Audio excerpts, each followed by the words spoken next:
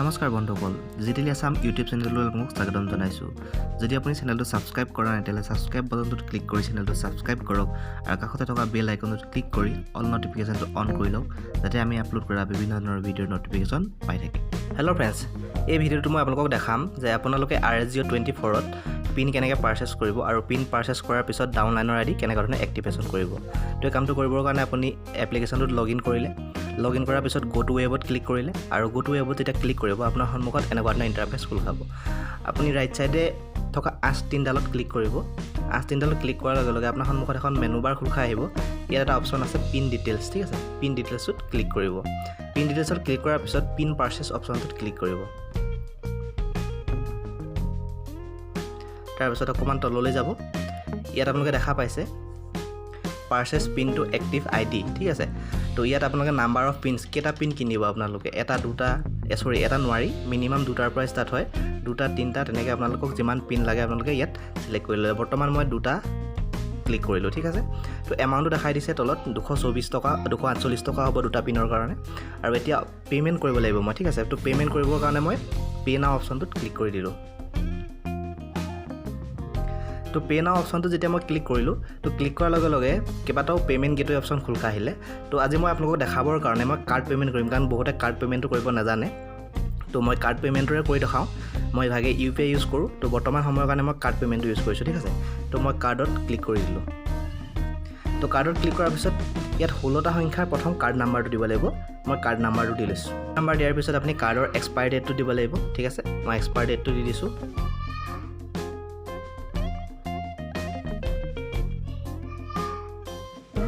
তাৰপাছত CVV নাম্বাৰটো আপোনালোকৰ ATM কাৰ্ডখনৰ বেক চাইডে 3টা সংখ্যাৰ এটা নাম্বাৰ থাকে। সেই 3টা সংখ্যাৰ নাম্বাৰটো হৈছে CVV নাম্বাৰ। তো CVV নাম্বাৰ দিয়াৰ পিছত ইয়াত আপুনি পে'টোত ক্লিক কৰি দিলে।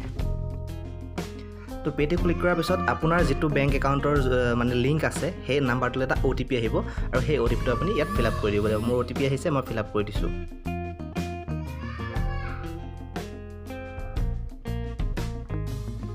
তো OTP ফিল আপ কৰা হৈ গ'ল। মই এতিয়া আকৌ পে' অপশ্যনটোত ক্লিক কৰি দিলোঁ। তো OTPটো ভেৰিফাই হৈ আছে।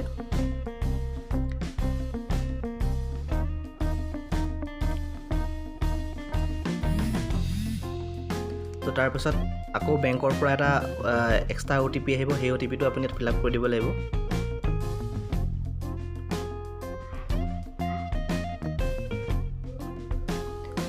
এইটো OTP মই ফিল আপ কৰাৰ পিছত মেক পে'মেণ্ট, তো মেক পে'মেণ্টত মই ক্লিক কৰি দিলোঁ।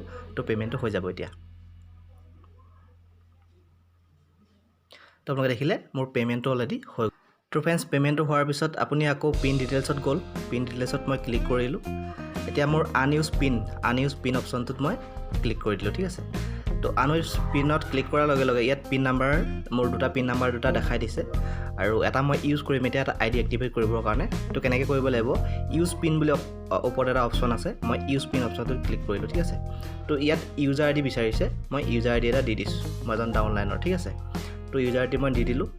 মই কনফাৰ্ম কৰি লওঁ। তো আইডি নাম্বাৰটো দিয়া হৈ গ'ল। এতিয়া মই ভেলিডেট ইউজাৰটোত ক্লিক কৰিব লাগিব, ঠিক আছে।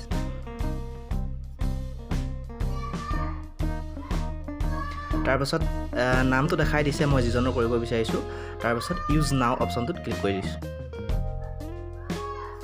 তো ইয়াত আপোনালোকে তলত দেখা পাইছে এক্টিভেটেড বুলি দেখাই দিছে। তো এটা চিম্পুল প্ৰচেছ হয়। আপোনালোকে ডাউনলাইনৰ কাৰণে এনেকৈ পিন পাৰচেছ কৰি পানি ডাউনলাইনৰ আইডি আপুনি নিজে এক্টিভেট কৰিব পাৰে, কাৰণ বহুতে এনেকৈ ধৰণে মানে নিজেই কৰিব নাজানে। যিসকল নিজেই কৰিব নাজানে তেওঁলোকৰ পৰা পে'মেণ্টটো লৈ আপুনি। তো পে'মেণ্টটো লোৱাৰ পিছত আপুনি এনেকৈ পিন পাৰচেছ কৰি পানি তেওঁলোকৰ আইডি এক্টিভেট কৰিব পাৰে। তো ফ্ৰেণ্ডছ, ভিডিঅ'টো ইমানখিনিয়ে। যদি চাই ভাল লাগিলে তেতিয়াহ'লে লাইক কৰিব আৰু আপোনালোকৰ ডাউনলাইনক টিমক শ্বেয়াৰ কৰিব, ঠিক আছে। Thank U.